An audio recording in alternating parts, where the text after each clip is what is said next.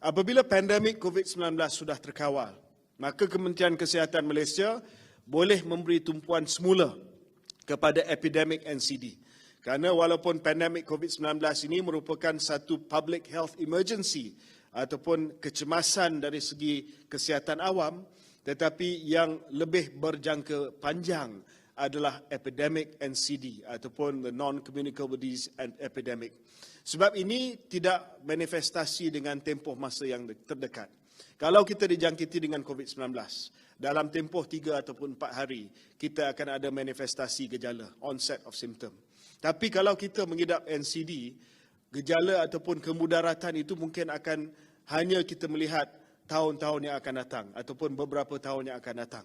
Kita tak tahu, kita tidak mengurus dengan baik, kita tak kawal dengan baik, kita tak merawat dengan baik, tetapi penyakit itu manifestasinya mungkin akan mengambil masa beberapa tahun berbanding dengan COVID. Sebab itu COVID adalah sesuatu yang clear and present danger kepada kita. Tetapi NCD ini dia adalah ibarat ticking time bomb. Kita tak tahu, dia ada, tetapi sesuatu hari nanti ia akan meletup.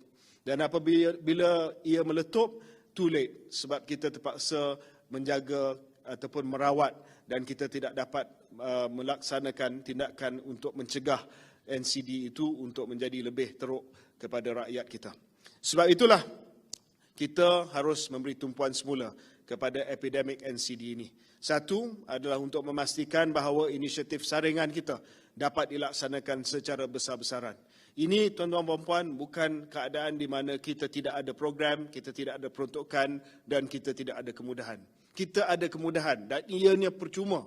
Dan bayangkan hanya 0.5 juta sahaja daripada hampir 6 juta yang layak yang telah memanfaatkan daripada saringan kesihatan ini. Ini adalah benda yang baik, benda yang percuma dan benda yang bukan susah sangat pun kalau kita nak usahakan supaya kita dapat saringan kesihatan melalui PKB 40. Dan apabila kita dapat saringan kesihatan itu, maka Kementerian Kesihatan ada di sini untuk memberi rawatan kepada anda melalui ubat-ubatan dan juga langkah-langkah untuk kita memberi rawatan supaya dapat mengurus masalah itu sama ada high blood pressure ataupun high cholesterol ataupun diabetes dengan urusan rawatan yang ada pada Kementerian Kesihatan Malaysia. Jadi yang pertama, kita nak memastikan bahawa saringan kesihatan melalui PKB 40 dan juga semua saringan-saringan kesihatan yang ada pada kerajaan dan juga statutory body ataupun badan-badan berkanun GLC kita dapat dimanfaatkan dengan sepenuhnya agar rakyat kita ada baseline yang baru selepas COVID-19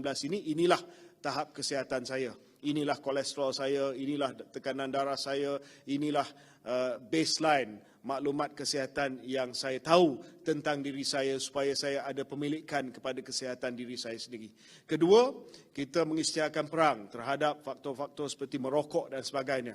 Sebab itu kita akan bawa orang undang-undang yang agak tegas berkenaan dengan usaha untuk memastikan kita ada generasi penamat bagi merokok di Malaysia supaya perkara ini tidak menjadi satu kemudaratan besar kepada rakyat kita, terutamanya generasi muda yang belum lagi mengenali merokok. Yang ketiga, kita akan usahakan supaya ada satu inisiatif besar-besaran untuk kita mendigitalkan rekod kesihatan rakyat supaya mudah untuk mereka akses dan untuk memiliki rekod digital kesihatan mereka. Jadi mereka peka tentang tahap kesihatan mereka dan ada rekod yang berterusan berkenaan dengan tahap kesihatan mereka yang boleh dibawa ke mana sahaja untuk dikongsi bersama dengan doktor, klinik dan lain-lain. Ini adalah langkah-langkah yang saya percaya dapat menghasilkan sebuah rakyat yang lebih sihat sejahtera.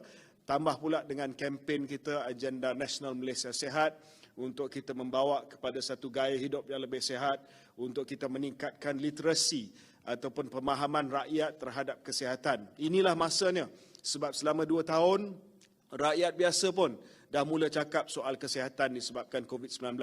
Semua rakyat tahu tentang kesihatan disebabkan COVID-19. Jadi kita sambung tradisi tersebut untuk memastikan kalau dah tahu banyak tentang kesihatan disebabkan COVID-19, sekarang ini ambil pedulilah tentang tahap kesihatan anda semua, termasuklah penyakit-penyakit yang lain. Sebab kalau kita lihat COVID 2 tahun saja, ya, tetapi penyakit-penyakit yang lain inilah yang menjadi pembunuh nombor 1 di Malaysia